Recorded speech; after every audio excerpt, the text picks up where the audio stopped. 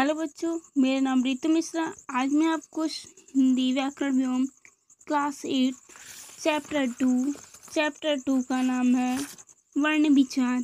ये देखिए हमारा चैप्टर 2 है और चैप्टर 2 का नाम है वर्ण विचार। बेटा, आपने प्रीवियस वीडियो में वर्णमाला, वर्णों के भेद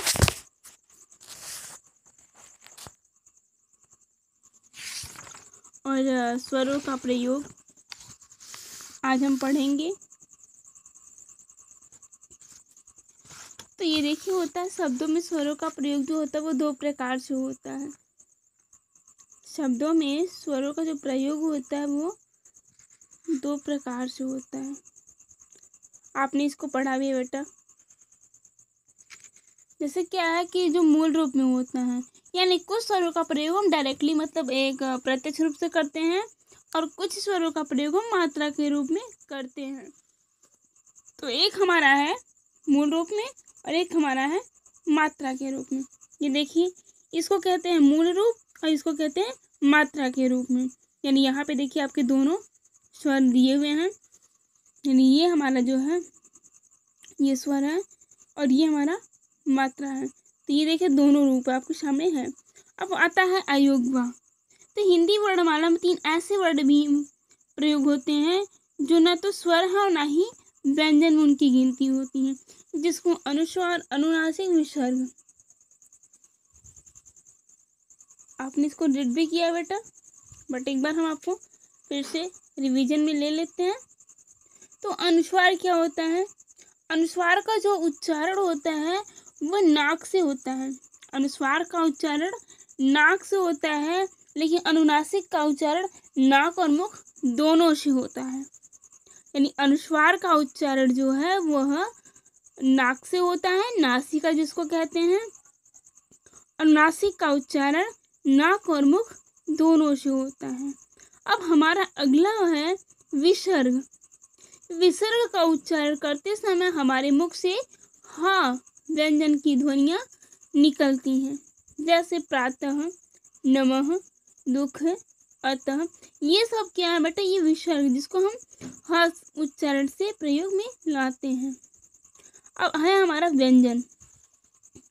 जिन वर्णों का उच्चारण स्वरों की सहायता से किया जाता है उन्हें व्यंजन कहते हैं। वायुमुख में अलग अलग स्थानों पर रुक निकलती है। हिंदी वर्णमाला में 33 व्यंजन है। तो व्यंजनों के को दो आधारों में बांटा गया, एक उच्चारण के आधार पे और एक परस्पर मेल के आधार पे।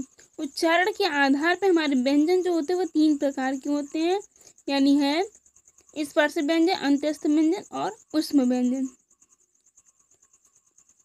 तो हमारे स्पर्श व्यंजन जो है वो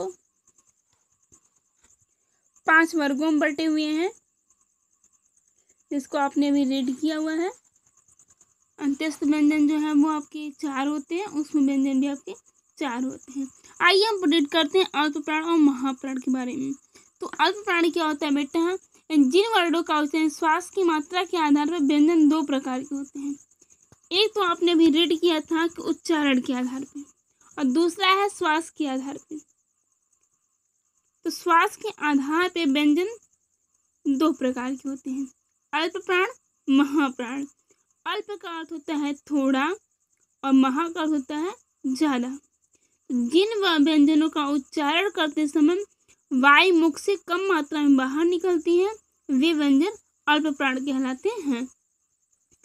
प्रत्येक व्यंजन का यानी प्रत्येक वर्ग का आपने रीड किया था प्रीवियस वीडियो में कि वर्ग क्या होता है। यानी क वर्ग, छ वर्ग, ट वर्ग, त वर्ग और 5 वर्ग ऐसे हैं जो हमारे स्पर्श व्यंजन में आते हैं। तो प्रत्येक वर्ग का तीसरा और 5वां वर्ण यानी क, ख, अंग, च, ज, ञ, ट, ड और ड, त, द, न, प, ब, म और अंत्यस्थ व्यंजन य, र, ल, व, ये अल्पप्राण होते हैं। यानी हमारे अल्पप्राण जो होते हैं ये देखिए आपके सामने दिया हुआ है, ये इसको अल्पप्राण कहते हैं। अब दूसरा है महाप्राण। तो जिन व्यंजनों का उच्चारण करते समय वायु मुख से अधिक मात्रा में बाहर निकलती है, यानी अल्पप्राण में वायु मुख से कम मात्रा में निकलती है, लेकिन महाप्राण में वायु मुख से ज्यादा मात्रा में निकलती है, तो वे व्यंजन महाप्राण कहलाते हैं।